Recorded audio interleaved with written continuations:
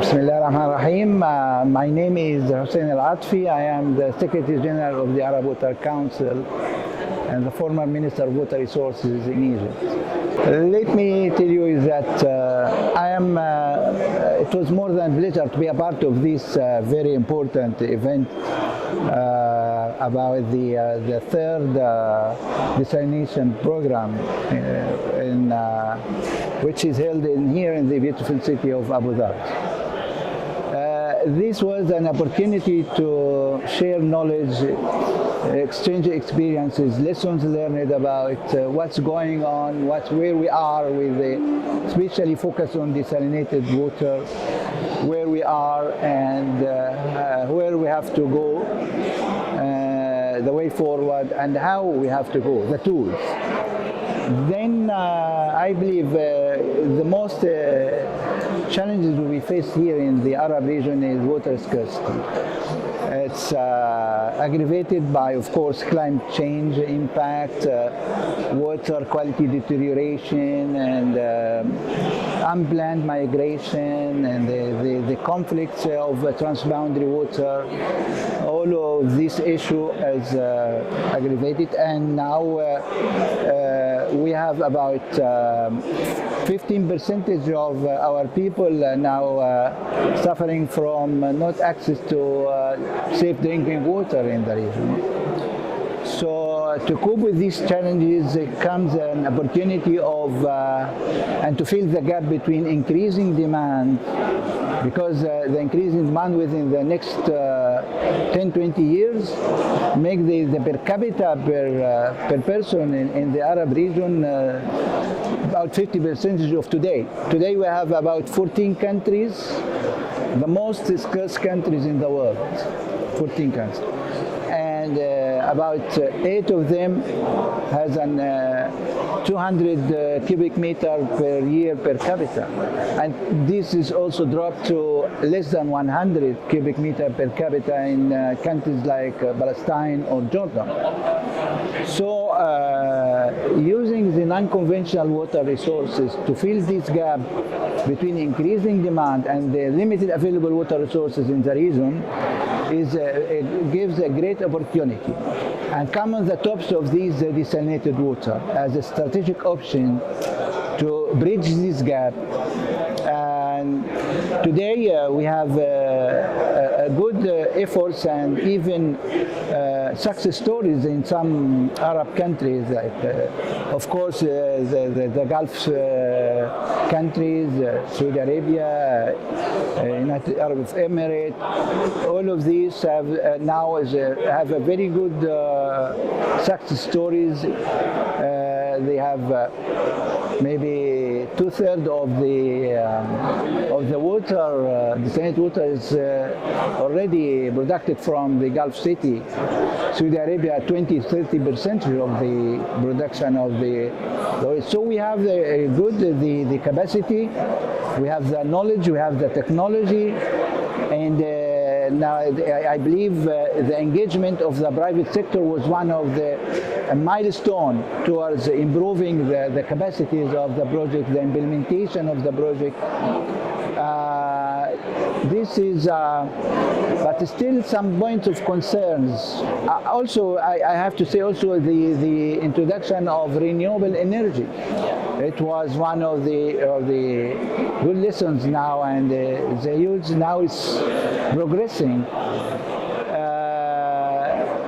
Now, after, of course, the research, advanced research, advanced technologies, and now we are discussing how we can use the artificial intelligence and digital transformation in how we can improve the design, the planning, and the implementation of desalinated project. As we have to cope with it as an integrated process. So we can, now they are, one of the concerns is the cost. So this will minimize the cost, of course. In Saudi Arabia, I believe they managed to have a cost up to $0.4 per cubic meter, which is good, 40 cents, I mean. I believe also in United Arab of Emirates, I also they have good efforts and towards reducing the cost of desalination and introducing the renewable energy. So with this, we need to mainstreaming all of this into our strategies, our policies, and I believe also we have different varieties between countries in this. The experience we have in the Gulf countries could support the rest of the Arab countries towards improving the implementation of desalinated water in this country. So with this sharing knowledge and sharing experiences is very important. One of the things is to working together. It's no more an option. It's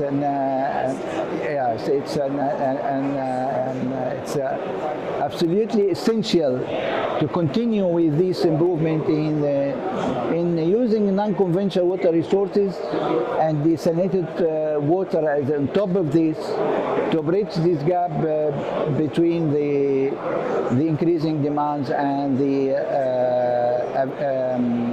limited available water resources. In fact, the Arab Water Council is one of the regional and international organizations that works with partners, strategic partners, to try to achieve the water security in the Arab region and achieve the SDGs goals and the Agenda 2030 to support the countries in this. So we already participate in establishing the Arab water security strategy and under the umbrella of League of Arab States with different partners, where this one of the main pillars is non-conventional water resources to be the future of the Arab water world to cope with the water scarcity. And meanwhile, we have in the Arab Water Council a program for expanding this activity of the non-conventional water use, desalinated water, brackish water, treated wastewater, agricultural drainage water, rainfall harvesting. All of this comes under this program, and in this concern, we already started what we call the capacity building through the Arab Water Academy belonging to the Arab Water Council, and this also we established what we call the desalinated, the non-conventional water resources network, the Arab network.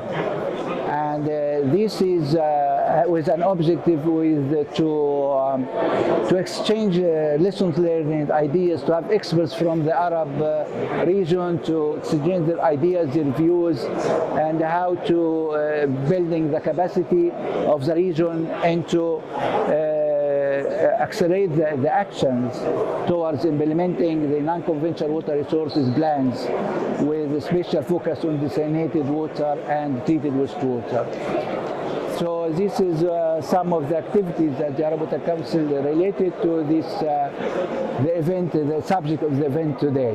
I'll take this opportunity to thank the Great Mind Group and the strategic partners and the supported partners, the sponsored partners to arrange such type of events with the latest technologies, with very advanced technologies, and to give this an opportunity that to have this allied gathering of specialists, of professionals to meet together, to exchange their ideas, their views. I believe this is very helpful to look again to our strategies and and review them and to put them in a way that we can accelerate our implementation in especially in this program of non-conventional water resources and desalinated water, treated wastewater. So it was a very good, this is, I believe this is the third event regarding desalination plants, and this is a very good, and we once again I thank them very much for this, and maybe in the future we have get a chance to cooperate together with all partners for the sake of because we need to secure the future of our children, grandchildren, to overcome all of these challenges of water scarcity in our region. This is our commitment towards our children and the new generations in our country. Thank you.